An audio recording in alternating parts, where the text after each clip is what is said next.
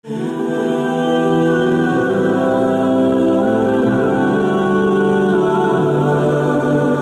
हिजर की सख्तियां कोई उससे जाके पूछे, तेरी राह तकते तकते जिसे सुबह हो गई। जिंदगियां गुजार दी उन्होंने। सलमान फारसी की कहानी सुन लो। मजूसी के बेटे थे, हक की तलब में निकले, बाप ने घर से निकाल दिया। एक पादरी के पास जाके रुके, जिंदगी भर उसकी नौकरी की। जब उसका आखिरी वक्त आया, उसने कहा मेरी तदफीन के बाद गमूरिया चले जाना, वहां का पादरी खुदा रसीदा है, तुझे उससे कुछ मिल जाएगा। कहते मैं वहाँ से गमूरिया आ गया।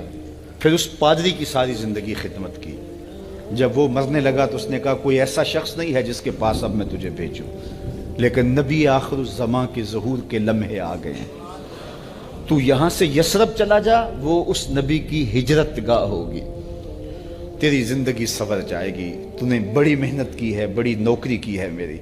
कहते मैंने उसको कहा कहीं ऐसा ना हो मैं धोखा खा, जो मुझे कोई निशानी बता दे। उसने कहा 3 निशानियां हैं। एक, सदका नहीं लेगा, दूसरा हदिया रद्द नहीं करेगा, तीसरा 2 कंधों के दरमियान मोहरे नबूवत हो। कहते मैंने उसकी तदफीन की, यसरब की जानब जाते हुए एक काफिले में शामिल हो गया। उन्होंने मुझे पकड़ के अपना गुलाम बना लिया, लेकिन मेरे पे मेहरबानी ये की कि मुझे बेचा जाके मदीने में। एक यहूदी ने मुझे खरीद लिया। मैं उसके बाग में गोडी करता था, काम करता था, खजूरें तोड़ता था, लेकिन मैं इंतज़ार में था कि कभी वो नबी आखिरुज़्ज़मां आए तो मुझे दीद हो। कभी अर्श पर, कभी फर्श पर, कभी उनके दर, कभी दर बदर। गम आशिकी तेरा शुक्रिया, मैं कहाँ कहाँ से गुजर गया।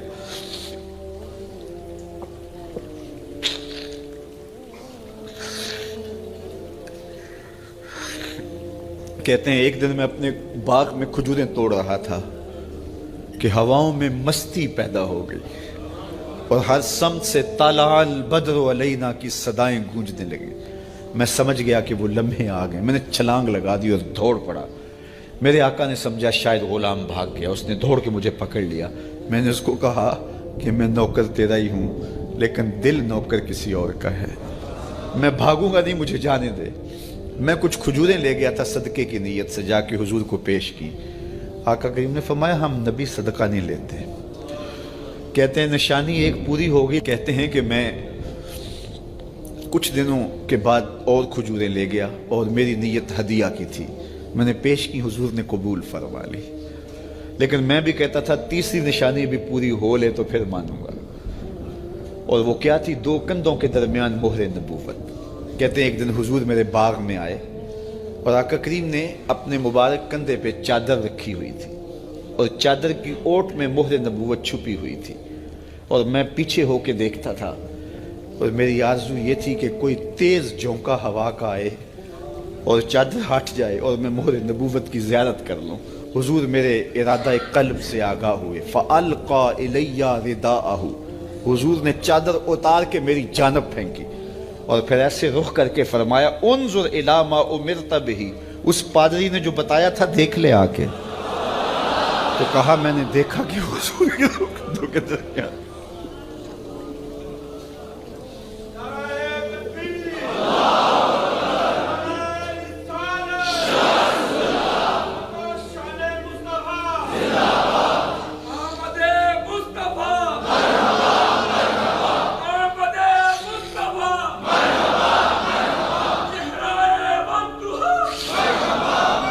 शब हिजर की सख्तियां कोई उससे जाके पूछे, तेरी राह तकते तकते जिसे सुबह हो गई।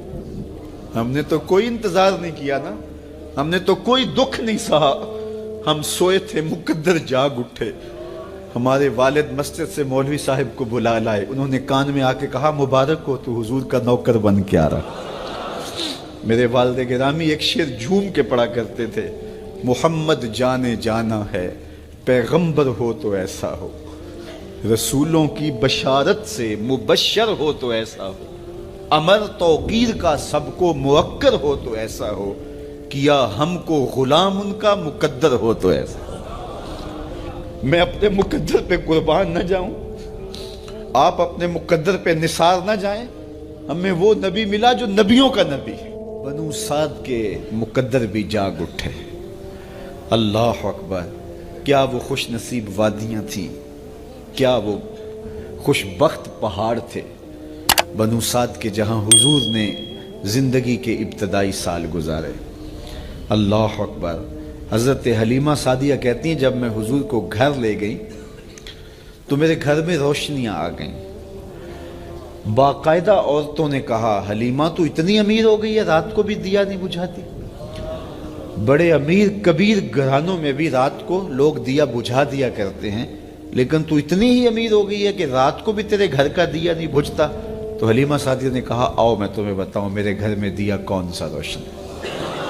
باقاعدہ ہم جولیوں کو بلایا، پالنے میں حضور تھے، اشارہ کر کے کہا ما کننا نحتاج الی السراج من یوم اخذناہ، جب سے یہ پیارا گھر آیا ہے میں نے سارے دیے توڑ دیے۔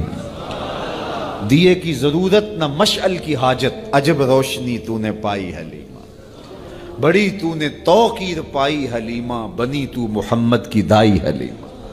کہا ما کننا نحتاج الی السراج من یوم اخذناہ، جب سے یہ پیارا گھر میں آیا ہے میں نے سارے دیے توڑ دیے۔ جہاں روشنی چاہیے ہوتی ہے حضور کو اٹھا کے اس کمرے میں لے جاتے ہیں، وہاں انوار پھیل جاتے ہیں، روشنیاں پھیل جاتی ہیں۔ کیسے اجالے پھیلے، کیسی روشنیاں پھیلیں۔ حلیمہ دا چھپر کھجوری دے تھلے، حوراں وچھالے نوری مسلے، فرش تو عرش تک پہ گئی دہائی، حلیمہ نے لٹ لئی خدا دی خدائی۔ اللہ اکبر۔ وہ سارا دن تو صحراؤں میں گھوم لیتی تھی، اسے جب بھوک لگتی تھی لبوں کو چوم لیتی تھی۔ بخت جاگے حلیمہ سعدیہ کے کہ حضور ان کے گھر آئے۔ اللہ اکبر۔ جدھر سے گزرتے گئے نور پھیلتا گیا، انوار پھیلتے گئے۔ حضرت سیدہ طیبہ طاہرہ حضرت عائشہ سلام اللہ علیہا فرماتی ہیں کہ میں کچھ سی رہی تھی کہ میرے ہاتھ سے سوئی گر گئی۔ اب حضور کے گھر میں دیے میں جلانے کے لیے تیل بھی نہیں تھا، میں پریشان تھی، سوئی گر گئی، اتنے میں حضور تشریف لائے۔ حضور مسکرائے، کہتی ہے میں نے گمی ہوئی سوئی تلاش کر رہی۔ اللہ اکبر۔ تو یہ روشنی تھی، یہ انوار تھے۔ اللہ اکبر۔ اذا ضحک یتلالع فی الجدر، جب حضور مسکراتے تھے سامنے والی دیواروں پہ عکس پڑتا تھا۔ اللہ اکبر۔ جب مسکراتے تھے نور پھیل جاتا تھا۔ اذا تکلم رؤیا کالنور یخرج من بین ثنایاہ، حضور کے سامنے والے دانتوں میں ہلکا سا فاصلہ تھا، اور جب آقا کریم گفتگو کرتے تھے وہاں سے نور کی کرنیں چھن چھن کے نکلتی تھیں، انوار پھیل جاتے تھے۔ ایسا نوری ماحول، ایسا نورانی چہرہ۔ حضرت ابو ہریرہ بولے کل قمر لیلۃ البدر لم ارى قبلہ ولا بعدہ مثلہ، کیا پوچھتے ہو؟ 14ویں رات کا چمکتا ہوا چاند تھے میرے حضور۔ پھر کہا نہیں نہیں نہیں، حضور جیسا نہ پہلے دیکھا نہ بعد میں دیکھا۔ ہم حضور کی امتی نبی انتظار کرتے رہے، نبی منتظر رہے۔ حضرت خلیل اللہ اللہ کی بارگاہ میں پکار رہے ہیں ربنا وابعث فیہم رسولا، مالک رسول بھیج دے۔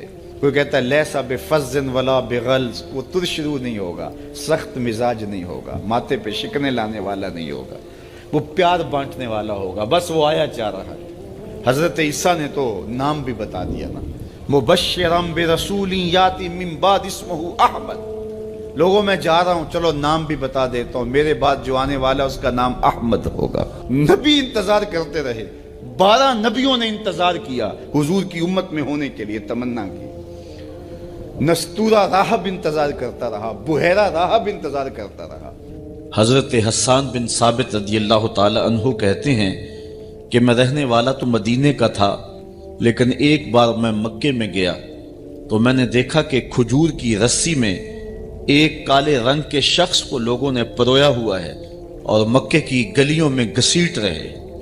تو میں نے پوچھا کہ یہ شخص کون ہے؟ تو لوگوں نے کہا اس کا نام بلال ہے۔ تو میں نے کہا کس جرم کی سزا اسے دے رہے ہو؟ تو انہوں نے کہا کہ یہ ایک نئے دین میں داخل ہوا ہے اور ہم اس کو منحرف کرنا چاہتے ہیں۔ کہتے میں نے دیکھا کہ وہ جوں جوں گھسیٹتے اس کی زبان پر احد احد کی صدا تیز ہوتی چلی جا رہی تھی۔ زخم پہ زخم کھا کے جی، خون جگر کے گھونٹ پی، آہ نہ کر لبوں کو سی، یہ عشق ہے دل لگی نہیں۔ یہ چند لمحوں کے لیے دل بہلانے کی کہانی نہیں ہے کہ جس محبت میں سختی آئی تو راستہ بدل لیا۔ یہ ان راستوں کا ان لوگوں نے اہتمام کیا تھا اور ان راستوں کے مسافر بنے تھے کہ راستے میں پہاڑ بھی ہوں تو یہ چیر کے آگے گزر جائیں۔ بلال حبشی کو ان کا ظالم آقا مارتا ہے، کبھی ان کے ہاتھوں میں میخیں ٹھونکتا ہے، کبھی زبان پہ تپتے ہوئے کوئلے رکھتا ہے، کبھی رسی پاؤں میں ڈال کر کے اوباش لڑکوں کے ہاتھوں میں دیتا ہے کہ اس کو گھسیٹے، کبھی کچھ، لیکن بلال ہیں کہ آگے سے مسکرا رہے ہیں، آہد آہد کا نغمہ پکار رہے ہیں۔ کسی نے رک کے کہا بلال یہ عجیب تماشا ہے، وہ تمہیں مار رہے ہیں اور تم آگے سے آہد آہد پکار رہے ہو۔ تو حضرت بلال بولے تم جاؤ نا بازار میں مٹی کا پیالہ خریدنے کے لیے تو اس کو بھی ٹھونک ٹھونک کے دیکھتے ہو، اس کی آواز تو ٹھیک ہے، کہیں کچا تو نہیں ہے۔ کہا تم تو مٹی کا پیالہ بھی خریدو تو ٹھونک بجا کے دیکھو، یہ کہیں کچا تو نہیں ہے، اس کی آواز تو ٹھیک ہے۔ کہا میرا مالک بلال کو خرید رہا ہے، دیکھ رہا ہے بلال کچا تو نہیں ہے، اس کی آواز تو ٹھیک ہے۔ میں کہتا ہوں مالک خرید لے بلال کو، کھال ادھر بھی جائے گی، حق حق کی صدا ختم نہیں ہوگی۔ محبت کی یہ البیلی اور انوکھی داستانیں اہل ایمان رقم کی ہیں۔ اگر اس عنوان سے بات کی جائے تو یہ تاریخ کا ایک ایسا باب ہے۔ حضرت سمیہ رضی اللہ تعالی عنہ اسلام کی پہلی شہیدہ، جن کو مکے کے چوک میں ابو جہل نے جو ہے وہ نیزہ مار کر کے شہید کیا۔ راہ خدا میں بہنے والا یہ خون تاریخ اسلام نے محفوظ کر لیا، ایک عورت کا خون تھا۔ اور پھر حضرت عمار ابن یاسر کے والد حضرت یاسر کو بھی شہید کیا گیا، دونوں ماں باپ شہید ہو گئے اور بیٹا پھر بھی ڈٹا ہوا ہے۔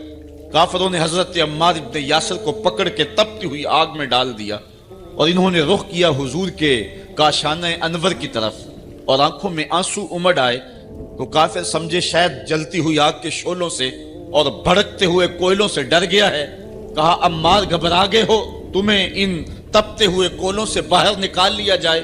تو حضرت عمار مسکرا کے کہنے لگے میں ان تپتے ہوئے کوئلوں سے نہیں ڈرا، میں تو راہیں تک رہا ہوں، جس محبوب کے لیے دکھ سہ رہا ہوں کبھی وہ جلوہ فراز بھی تو ہو جائے نا۔ اچھا ادھر غلام تڑپا، ادھر آقا تشریف لے آئے۔ حضرت عمار ابن یاسر کے سر پہ ہاتھ رکھ کے حضور نے کہا یا نارو کونی بردم و سلامن علی عمار ابن یاسر کما کنت علی ابراہیم، اے آگ جس طرح ابراہیم پہ ٹھنڈی ہوئی تھی آج میرے عمار ابن یاسر پہ بھی ٹھنڈی ہو جائے۔ تو محبتوں کی یہ داستانیں بڑی دل آویز ہیں۔ غلام کی پوزیشن اور حیثیت یہ ہے عرب میں کہ آقا کا جوتا دھوپ سے اٹھا کر چھاؤں میں رکھتا ہے تو آقا کوڑے برساتا ہے کہ تو نے مجھے پوچھا کیوں نہیں، صرف اس بات پہ۔ وہ کہتا ہے جی وہ دھوپ میں پڑے تھے خراب ہو جائیں گے، میں نے اس لیے چھاؤں میں رکھے ہیں۔ وہ کہتا ہے تو متکبر ہو گیا، خود سر ہو گیا، تجھے اپنی اوقات یاد نہیں رہی، میرے جوتے کو میرے پوچھے بغیر تو نے ہاتھ لگایا، تیرے اندر ہمت کیسے ہوئی ہے؟ یہ ہے غلام کی رسوائی۔ جو غلام آقا کا جوتا نہیں اٹھا سکتا تھا، اب اس غلام کی حالت بدلتی ہے، دن پھرتے ہیں، حالات تبدیل ہوتے ہیں۔ حضور معراج سے پلٹ کے آئے اور آتے ہی بلال حبشی کو بلا کر کے کہا بلال تو کون سا نیک عمل کرتا ہے؟ میں نے جنت میں تیرے قدموں کی آہٹ کو سنا ہے۔ کیا خیال ہے بلال فرش ٹوٹ کے فراز عرش پہ نہیں چلا گیا ہوگا؟ جو غلام آقا کے جوتے کو ہاتھ لگانے کا روادار نہیں ہے، اس کو دو جہاں کا سردار کہہ رہا ہے میں نے تیرے جوتوں کی آہٹ کو سنا ہے۔ تو ذرا تصور تو کریں ہیں کہ غلام کہاں سے اٹھ کے کہاں چلا گیا۔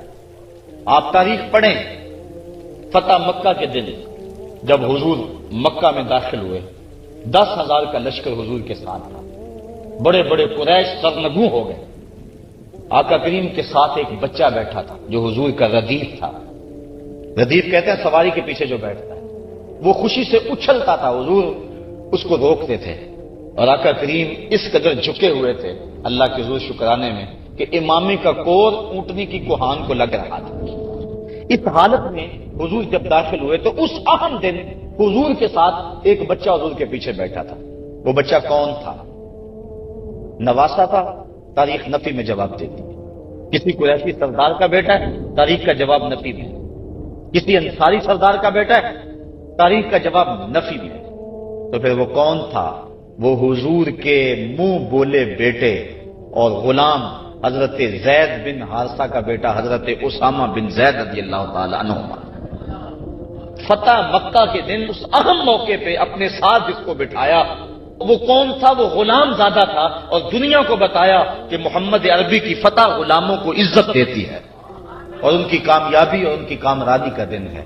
ایک غلام کو یوں عزت دی، دوسرے کو کعبے کی چھت پہ چڑھا دیا، کہا بلال اذان پڑھو۔ پھر اتنی عزت آقا نے دی تو پھر بلال کے اذان کا انداز بھی تو وکھرا ہی ہوگا نا۔ حضرت بلال حبشی کعبہ کی چھت پہ اور حضور علیہ السلام طواف میں ہے۔ جب انسان اذان دینے لگتا ہے تو اس کا رخ کدھر ہوتا ہے؟ کعبے کی طرف۔ مؤذن کی بڑی شان ہے شریعت میں، کیونکہ وہ تمہیں نماز کے لیے بلاتا ہے۔ یار مؤذن تو مؤذن رہا۔ ایک حدیث میں آتا ہے لا تسبوا الدیک لأنہ یوقظ للصلاۃ، کہا مرغے کو گالی نہ دیا کرو، یہ تمہیں صبح نماز کے لیے اٹھاتا ہے۔ جو نماز کے لیے صبح مرغ آواز لگائے تو وہ بھی محبوب بن جائے، اور فرمایا اس کو بھی کبھی گالی نہ دینا۔ تو جو پھر تمہیں نماز کے لیے بلائے اس مؤذن کا عالم کیا ہوگا اور اس کی شان کیا ہوگی۔ اور پھر جس مؤذن کو یہ شرف حاصل ہے کہ اس نے حضور کو سامنے دیکھ کر اذانیں پڑھی ہیں، اور حضور سامنے ہوتے تھے تو کہتا تھا اشہد ان محمد رسول اللہ، تو اس کی شان اور اس کی عظمت کا عالم کیا ہوگا۔ تو اذان جب دیں تو رخ کرتے ہیں قبلے کی طرف، اور جو کعبہ کے اندر چلا جائے وہ تو جدھر رخ کرے گا قبلہ ہے، جو حتیم میں چلا جائے جدھر رخ کرے گا قبلہ ہے، جو کعبۃ اللہ کی چھت پہ چڑھ جائے وہ تو جدھر رخ کرے گا قبلہ ہے۔ اب وہ رخ کدھر کرے گا؟ جدھر مرضی کرنے قبلہ ہوگا۔ حضرت بلال حبشی جدھر بھی رخ کر کے اذان دے دیتے ادھر ہی قبلہ ہوتا، لیکن حضور طواف کر رہے ہیں اور بلال حبشی نے اذان شروع کی، اور جدھر جدھر حضور جا رہے ہیں وہ رخ ادھر ادھر موڑتے چلے جا رہے ہیں۔ شان و شوقت کا زمانہ ہے۔ 10,000 کا لشکر جرار لے کر کے حضور مکہ کی طرف عازم سفر ہوئے۔ جب یہ اتنا بڑا لشکر مدینہ سے باہر نکلا تو اس کی ایک ہیبت تھی۔ ایک کتیا نے بچے دیے ہوئے تھے، وہ اس کو دودھ پلا رہی تھی۔ حضور نے ایک صحابی حضرت جمیل بن سراقہ رضی اللہ تعالیٰ عنہ کو وہاں کھڑا کر دیا، کہا تم یہاں رک جاؤ اور سارے لشکر کے گزرنے تک تم نے یہاں موجود رہنا ہے، کوئی اس کتیا کو نقصان نہ پہنچا سکے۔ یہ میرے حضور کا دیا ہوا دین ہے۔ چلتے چلتے مرہ زہران کے مقام پہ حضور نے پڑاؤ کیا۔ یہ مکہ المکرمہ کے قریب ایک علاقہ ہے۔ رات ہوئی تو حضور نے ارشاد فرمایا کہ کشادہ کشادہ خیمے لگاؤ اور ہر بندہ خیمے کے آگے آگ روشن کرے۔ حضور کی آرزو یہ تھی کہ مکے والے اس منظر کو دیکھ سکیں اور لڑائی کی نوبت نہ آئے، قتل و غارت تک ماجرا نہ جائے، اور ان کے دل میں ہیبت پیدا ہو جائے اور وہ خود ہی اطاعت قبول کر لیں۔ اب لشکر گزر رہا ہے، کبھی کوئی قبیلہ جھنڈے تھامے جا رہا ہے، کبھی 10,000 کا لشکر تھا۔ تو ابو سفیان کی زبان سے بے ساختہ نکلا عباس تیرے بھتیجے کی بادشاہت قائم ہو گئی۔ کہا بھولے نہ بنو، یہ بادشاہت نہیں ہے، یہ نبوت کی شان ہے۔ جب حضور مکے میں داخل ہو رہے تھے، حضور کے سر پہ یمنی چادر کا امامہ تھا، کسوہ نامی اونٹنی پہ بیٹھے تھے، اور آقا کریم علیہ السلام کو دیکھنے کے لیے چھتیں بھری ہوئی تھی، لیکن حضور کا سر عجز سے جھکا ہوا تھا، حتیٰ کہ اونٹنی کے کجاوے کی جو لکڑی ہے حضور کے امامے کا کور اس کو چھو رہا تھا۔ اور حضور اس طرح مکہ المکرمہ میں داخل ہوئے۔ جو ہی حضور سین حرم میں داخل ہوئے، آقا نے اونٹنی پر ہی طواف کا آغاز کیا اور اپنی چھڑی سے حجر اسود کا استلام کیا، اور اللہ اکبر حضور نے کہا۔ جب حضور نے اللہ اکبر کہا 10,000 صحابہ نے اللہ اکبر کا نعرہ لگایا، مکے کی وادی گونجنے لگی، اللہ اکبر کے نعرے کا تسلسل قائم ہو گیا۔ پھر حضور نے خاموش ہونے کا اشارہ دیا تو سارے خاموش ہوئے۔ 360 بت تھے جو اطراف کعبہ میں نصب کیے گئے تھے۔ حضور چھڑی سے اشارہ کرتے اور جاء الحق و زہق الباطل پڑھتے، اور وہ بت اوندا ہو کے گر پڑتا۔ اللہ اکبر۔ ادھر ظہر کا وقت ہو گیا، حضور فرمایا بلال کدھر ہے؟ حاضر کیے گئے، فرمایا کعبے کی چھت پہ کھڑے ہو کے اذان پڑھو۔ اللہ اکبر۔ بلال کعبے کی چھت پہ کھڑے ہو گئے۔ جب ہم اذان دیتے ہیں تو رخ کدھر کرتے ہیں؟ قبلہ کی جانب۔ اور اگر کوئی کعبہ کی چھت پہ کھڑا ہو تو وہ تو جدھر رخ کرے ادھر ہی قبلہ ہے۔ اب حضرت بلال اذان دینے کھڑے ہوئے، حضور طواف کر رہے تھے۔ اللہ اکبر۔ بلال ادھر گھومتے جا رہے ہیں جدھر حضور گھومتے چلے جا رہے ہیں۔ اذان ازل سے تیرے عشق کا ترانہ بنی، نماز تو اس کی دید کا ایک بہانہ بنی۔ اسی حرم کے صحن میں بلال حبشی کو مارا گیا تھا، انہیں اذیتیں دی گئی تھی شہر مکہ میں۔ آج سارے نیچے کھڑے ہیں، بلال حبشی اوپر کھڑا ہے۔ عزتوں کی معراج عطا کی گئی. حضور علیہ الصلوۃ والسلام تشریف لائے اور آقا کریم نے فرمایا کہ لوگوں بتاؤ تمہارا کیا گمان ہے میرے بارے. انہوں نے کہا آپ کریم باپ کے کریم بیٹے ہیں تو آپ سے ہمیں خیر کی توقع ہے. لیکن انہیں یہ تھا کم از کم ہمیں مکہ بدر کر دیا جائے گا. لیکن میرے حضور نے فرمایا آج میں تمہیں وہی کہوں گا جو حضرت یوسف نے اپنے بھائیوں کو کہا تھا, جاؤ چلے جاؤ, آج میں نے تم سب کو آزاد کیا. سن 8 ہجری کو یہ واقعہ ہوا. 9 ہجری کو حضور نے حضرت ابوبکر صدیق کی قیادت میں حج کے لیے قافلہ بھیجا اور 10 ہجری میں خود آئے. تو وہ منظر بھی شان و شوکت کا ایک عجیب رنگ ہے. اللہ تعالی ہم سب کو فتح مکہ کی برکتوں سے مالا مال فرمائے. جب حضرت عثمان غنی رضی اللہ تعالیٰ عنہ کا محاصرہ کر لیا گیا اور یہ خلافت کا آخری آپ کا دور ہے, 82 سال کی عمر تھی اس وقت آپ کی, اور یہ تاریخ کا دردناک باب ہے کہ حضرت عثمان غنی پر 40 دن تک پانی بند رہا. وہ ایک منصوبہ تھا, 3 لوگ 3 مختلف شہروں سے چلے, مصر سے, کوفے سے اور بصرے سے, 1,000 آدمی لے کر, اور مدینہ المنورہ میں پہنچ کر کے حضرت علی المرتضیٰ سے ملے, ام المومنین سیدہ عائشہ سے ملے, کبار اصحاب سے ملے. تو جو انہوں نے کہا تو انہوں نے ان کو کہا کہ نہیں ایسی کوئی بات نہیں, فہمائش کر کے واپس بھیج دیا. حضرت عثمان غنی رضی اللہ تعالیٰ عنہ پر اقربا پروری کا الزام عائد کیا تھا. تو انہوں نے کہا کہ کوئی ایسی بات نہیں ہے. پھر یہ تھا کہ آپ نے کم عمر گورنر, کم عمر لوگ مقرر کیے. تو حضرت عثمان نے کہا کہ حضرت اسامہ بھی تو کم عمر تھے, حضور نے ان کو اگر مقرر کیا ہے تو یہ تو مثال ہمارے سامنے موجود ہے. لیکن یہ ایک منصوبہ تھا, اس منصوبے کے تحت یہ 3 جگہوں سے لوگ آئے تھے. وہ 3 دن کی مسافت کے بعد پھر تینوں واپس آ گئے. تو یہ ایک سوالیہ نشان ہے کہ تینوں کیوں واپس آ گئے, کوئی ایک تو نہ آتا نا. تو یہ سب طے شدہ منصوبہ تھا. اور پھر انہوں نے مدینہ المنورہ کو گھیر لیا, اور جس طرح سے بلوائیوں نے حالات پیدا کر دیے. سیدنا علی المرتضیٰ رضی اللہ تعالیٰ عنہ تو شہر مدینہ سے باہر تشریف لے گئے تھے, اور اپنے بیٹوں امام حسن اور امام حسین رضی اللہ تعالیٰ عنہ کو حضرت عثمان غنی کے دروازے پر مقرر کیا تھا کہ ان کو ضرر نہ پہنچنے دینا. اب 700 صحابہ اجازت طلب کر رہے ہیں کہ آپ ان بلوائیوں سے نپٹنے کا میں جو ہے وہ اجازت نامہ مرحمت کریں. اور بہت سارے لوگ تو حج پہ جا چکے. یہ 18 ذی الحج کا واقعہ ہے جب آپ کی شہادت ہوتی ہے, تو وہ حج پہ جا چکے ہیں. تو جو یہاں موجود ہیں وہ اجازت طلب کر رہے ہیں.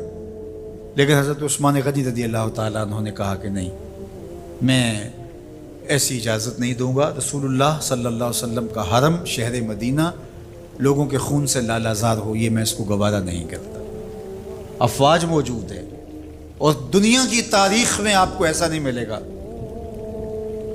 کہ اتنی بڑی حکومت کسی کے پاس ہو اور وہ خود گھیر لیا جائے, اس کا پانی بھی بند ہو جائے, اور وہ حکم دے کہ نہیں میرے لیے آپ ایک قطرہ بھی خون نہیں بہائیں گے. بلکہ آپ کے غلاموں نے جب تلواریں اٹھا لی تو آپ نے فرمایا کہ میرا حکم ہے کہ تم تلواریں نیچے رکھو, بلکہ میں تمہیں یہ آفر دیتا ہوں کہ جو غلام لڑے گا نہیں اور یہ میرے سے عہد کرتا ہے وہ آزاد ہے.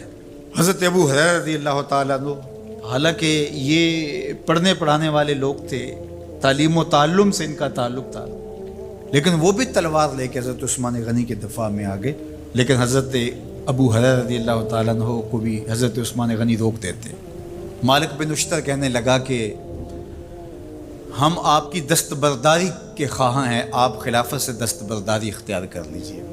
تو حضور علیہ الصلوۃ والسلام کے اس جانثار صحابی نے حضرت عثمان غنی نے فرمایا یہ نہیں ہو سکتا. دستبردار کیوں نہیں ہوئے؟ لگتا تھا یہ سب سے زیادہ آسان تھا. لیکن حضور نے ارشاد فرمایا تھا اے عثمان, تمہیں اللہ ایک قمیض پہنائے گا, لوگ اس کو اتارنا چاہیں گے تم کبھی نہ اتارنا. تو اس سے مراد خلافت کی قمیض ہے, اور ان کی شہادت کی خبر بھی اللہ کے محبوب علیہ السلام نے دی تھی. اور اگر آپ دستبردار ہو جاتے تو یہ ایک کھلونا بن جاتا, بازیچہ بن جاتی خلافت. چند آدمیوں کے پریشر سے خلافت سے دستبرداری کرنا پڑتی.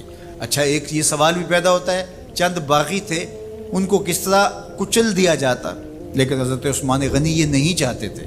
ایک تو یہ کہ مدینے کی حرمت پامال نہ ہو, اور دوسرا پورے عالم اسلام کو آگ لگانے کا جو منصوبہ تھا 3 مختلف شہروں سے 1,000 آدمی لایا گیا ایک منصوبے کے تحت، اور انہیں لاشیں چاہیے تھیں، اور جو ان کے پیچھے کام کر رہے تھے نادیدہ ہاتھ، ان کا منصوبہ یہ تھا کہ یہاں سے مختلف سمتوں میں، یہ تینوں شہر مختلف سمتوں میں تھے، تینوں سمتوں میں جب لاشیں جائیں گی تو پورے عالم اسلام کو ہم جو ہے وہ خانہ جنگی کی آگ میں دھکیل سکیں گے۔ تو حضرت عثمان غنی ان سازشوں سے آگاہ تھے، تو سب سے اہون اور آسان یہ تھا کہ قربانی پیش کر دی جائے، اور پھر انہوں نے سن بھی رکھا تھا کہ 2 شہید ہیں، شہید تو انہوں نے بہرحال ہونا ہے، تو لہٰذا میں خلافت سے دستبردار بھی نہیں ہوں گا اور شہر مدینہ کی حرمت بھی پامال نہیں ہونے دوں گا، اور تیسری بات یہ ہے کہ میں خود مظلوم شہید کر دیا جاؤں، تو آپ نے یہ گوارا کر دیا۔ تو 18 ذو الحج تھا، جمعہ کا ہی دن تھا، اور حضرت عثمان غنی رضی اللہ تعالیٰ عنہ روزے سے تھے، عصر کا وقت تھا، قرآن مجید کی تلاوت کر رہے تھے۔ حضرت امام حسن، امام حسین اور حضرت عبداللہ بن زبیر اور دیگر لوگ آپ کے دروازے پہ پہرا دے رہے تھے، لیکن باغی پچھلے گھر سے دیوار پھلانگ کے آپ کے گھر میں داخل ہوئے اور تلوار سے وار کیا۔ آپ کی زوجہ حضرت نائلہ آگے بڑھی اور ہاتھ سے روکنا چاہا، آپ کی انگلیاں کٹ گئیں۔ پھر دوسرا وار کیا تو حضرت عثمان غنی رضی اللہ تعالیٰ عنہ کا دایاں ہاتھ کٹ کے گر گیا۔ حضرت عثمان غنی رضی اللہ تعالیٰ عنہ نے افسوس کیا اور کہا کہ تم نے وہ ہاتھ کاٹ دیا جس سے میں وحی کی کتابت کیا کرتا تھا۔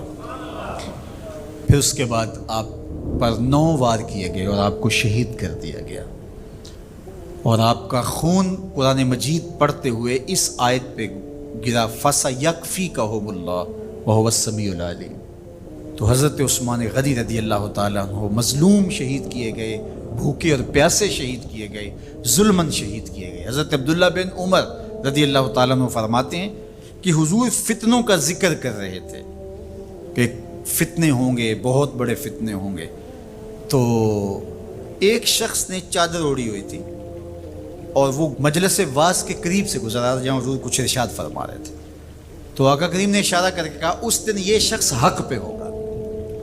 عبداللہ بن عمر کہتے ہیں کہ میں اٹھا اور جا کے دیکھا تو وہ حضرت عثمان تھے، تو میں نے حضرت عثمان کے چہرے کو پکڑ کے تھوڑا سا حضور کی جانب کیا اور میں نے کہا حاضہ حضور، یہ اللہ کے محبوب فرمایا ہاں یہی، جب فتنے ہوں گے تو فرمایا یہ حق پہ ہوگا۔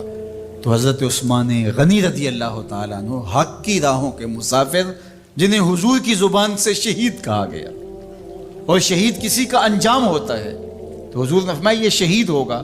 شہید وہی ہوتا ہے جو بحالت ایمان اس دنیا سے راہ خدا میں اپنی جان قربان کرے۔ فرمایا فَإِنَّمَا عَلَيْكَ نَبِيٌّ وَصِدِّيقٌ وَشَهِيدَانِ، اے پہاڑ رک جا، تو جانتا نہیں تیرے اوپر اللہ کا ایک نبی ہے، ایک صدیق ہے اور 2 شہید ہیں۔ تو حضرت عثمان غنی رضی اللہ تعالیٰ عنہ عظمتوں کے مینار، اللہ اکبر۔ تو یہ حضرت عثمان غنی رضی اللہ تعالیٰ عنہ کا یہ کارنامہ تھا کہ آپ نے اپنی جان پیش کر کے امت کو جو ہے وہ فتنوں سے محفوظ کر لیا اور امت کو بچا لیا۔ حضرت عثمان غنی رضی اللہ تعالیٰ عنہ پہ کروڑوں رحمتیں، کروڑوں سلام۔ ہم آپ کی عظمت کو سلام پیش کرتے ہیں، عقیدتوں کا خراج پیش کرتے ہیں۔ حضور کی خدمت میں ایک جنازہ لایا گیا اور حضور سے عرض کی گئی حضور اس شخص کا جنازہ پڑھا دیجئے، تو حضور نے انکار کر دیا، کہا میں جنازہ نہیں پڑھاؤں گا۔ تو صحابہ نے عرض کیا یا رسول اللہ، کبھی ماضی میں ایسا نہیں ہوا، جب بھی کوئی جنازہ لایا جاتا ہے تو آپ جنازہ پڑھا دیتے ہیں اور آپ نے آج انکار کر دیا ہے۔ تو فرمایا یہ شخص میرے عثمان سے بغض رکھتا تھا اور اس کو اللہ نے بھی اپنی رحمتوں سے محروم کر دیا ہے۔ حضور نے اس شخص کا جنازہ نہیں پڑھایا جو مبغض عثمان غنی رضی اللہ تعالی عنہ۔ تو اب آپ اندازہ کیجئے وہ کتنا بدبخت شخص ہے جو حضرت عثمان سے بغض اور دشمنی رکھتا ہے۔ حضرت عثمان غنی رضی اللہ تعالی عنہ سے اللہ کے محبوب علیہ السلام نے کتنی خوبصورت ارشاد فرمائی، میں اس سے حیا کیوں نہ کروں جس سے اللہ کے فرشتے بھی حیا کرتے ہیں۔ یعنی عثمان غنی وہ ہیں جس سے اللہ کے فرشتے بھی حیا کرتے ہیں، اور جو عثمان غنی کا حیا نہیں کرتا اس سے بڑا بے حیا کون ہو سکتا ہے۔ حاکم نے مستدرک کے اندر روایت ذکر کی ہے کہ بہت سارے صحابہ حضور کی بہت ساری خوبیوں کے مظہر تھے، اور سب سے زیادہ حضور کے خلق کے مشابہ حضرت عثمان غنی رضی اللہ تعالیٰ، اور خلق میں سب سے اونچا درجہ حیا کا ہوتا ہے، تو حضرت عثمان غنی رضی اللہ تعالیٰ عنہ حیا کے اس مقام پہ فائز المرام تھے جو انہی کا مقصوم تھا۔ اللہ ہمیں حضور کے اہل بیت، حضور کے اصحاب، بلکہ حضور کے در کی مٹی کی تعظیم بھی نصیب کرے۔ اقبال نے کہا تھا خاک طیبہ از دو عالم خوش ترست، آن خنک شہرے کے آنجا دل برست۔ ہمیں تو طیبہ کی مٹی بھی اچھی لگتی ہے اس لیے کہ وہاں محبوب جو رہتے ہیں، تو محبت تو اس چیز کی متقاضی ہوتی ہے، محبوب کی راہوں کو بھی سلامی پیش کی جائے۔ تو جو حضور علیہ السلام کے ساتھ منسوب اتنی وقی نسبتیں ہیں ان کا احترام کیوں نہیں کریں گے؟